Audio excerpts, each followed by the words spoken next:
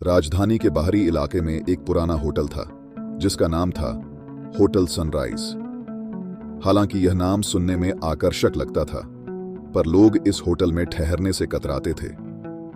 इसके एक कमरा नंबर 306 को लेकर खौफनाक कहानियां पूरे शहर में फैली हुई थीं। कहते थे कि जो भी उस कमरे में ठहरा वह कभी वापस नहीं लौटा। अभिषेक, जो एक पत्रकार था, इन कहानियों को झूठ मानता था। उसे हमेशा रहस्यमयी घटनाओं पर रिपोर्टिंग का शौक था। जब उसे होटल सनराइज के बारे में पता चला तो उसने वहां जाकर उस कमरे के पीछे के सच को जानने का फैसला किया। अभिषेक ने होटल में एक रात के लिए कमरा बुक किया। रिसेप्शनिस्ट ने उसे कमरे की चाबी देते हुए एक अजीब सी नजर से देखा और हल्की आवाज में कहा, कमरा नंबर 306 मत लेना। अभिषेक ने मुस्कुराते हुए जवाब दिया, यही तो मेरा कमरा है। रिसेप्शनिस्ट का चेहरा डर से सफेद हो गया।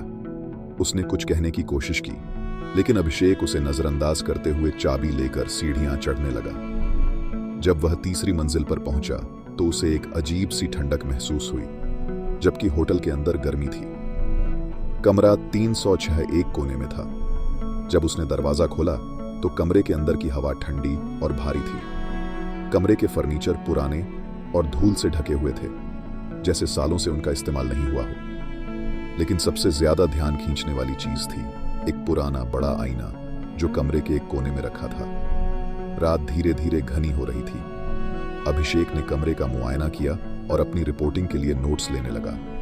लेकिन जैसे ही घड़ी में 12 बजे हो गए, कमरे में अजीब आवाजें आने लगी। उसे लगा जैसे कोई कमरे के अंदर चल रहा हो, पर जब उसने चारों ओर देखा तो वहां कोई नहीं था।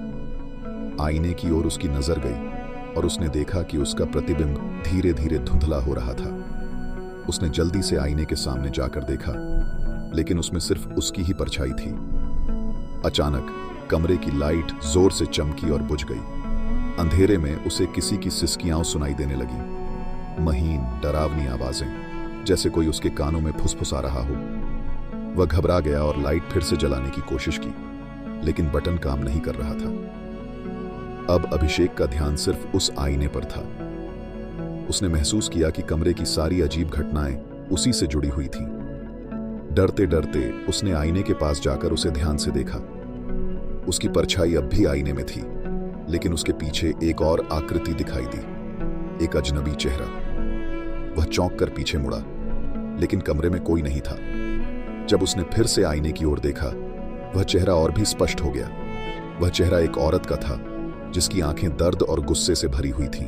अचानक आईने के अंदर से एक आवाज आई, तुम यहां क्यों आए हो? अभिषेक का दिल जोर से धड़कने लगा। उसने पीछे हटते हुए पूछा, कौन हो तुम? आईने की औरत की आवाज ठंडी और कठोर थी। उसने कहा, मैं इस कमरे की आत्मा हूं। इस कमरे में मेरे साथ जो हुआ उसका बदला लेना बाकी है। जो भी यहां आता है वह कभी लौट कर नहीं जाता। अभिषेक ने रिसेप्शनिस्ट की बात को अब समझना शुरू किया। उस कमरे में कुछ भयानक था। उसने होटल की पुरानी फाइलों को खंगालने का सोचा और उसे पता चला कि सालों पहले एक महिला का इसी कमरे में निर्मम तरीके से कत्ल कर दिया गया था।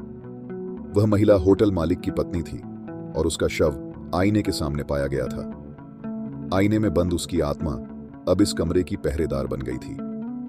वह किसी को भी यहां से जाने नहीं देती, क्योंकि उसके साथ न्याय नहीं हुआ था। अब अभिषेक के पास बहुत कम समय था। उसने महसूस किया कि वह भी इस आत्मा के जाल में फंस चुका था। लाइट्स फिर से बुझ गईं और कमरे में एक भयानक ठंडक फैल गई। आईने में अब औरत पूरी तरह से दिखाई दे रही थी। उसकी खून से लथपथ शक्ल, उसकी चीखती हुई आंखें। अभिषेक ने भागने की कोशिश की, लेकिन दरवाजा अपने आप बंद हो चुका था। आईने से औरत की आत्मा बाहर आने लगी। उसकी ठंडी सांसें अब अभिषेक के चारों ओर महसूस होने लगी। मुझे यहां से जाने दो, अभिषेक चिल्लाया, लेकिन आत्मा की हंसी कमरे में गूंजने लगी। अब तुम भी इस कमरे का हिस्सा हो, आत्मा ने कहा। अभिषेक ने किसी तरह खुद को संभाला और दरवाजा खोलने की कोशिश करने लगा। अचानक दरवाजा एक झटके से खुल गया। वह तेजी से बाहर भागा और होटल से निकलकर सड़क पर आ गया। होटल के बाहर की हवा अब भी ठंडी थी, लेकिन वह जिंदा था। उसने पीछे मुड़कर होटल की ओर देखा। खिड़की में उसे वही औरत की आकृति दिखाई दी जो अब भी उसे घूर रही थी।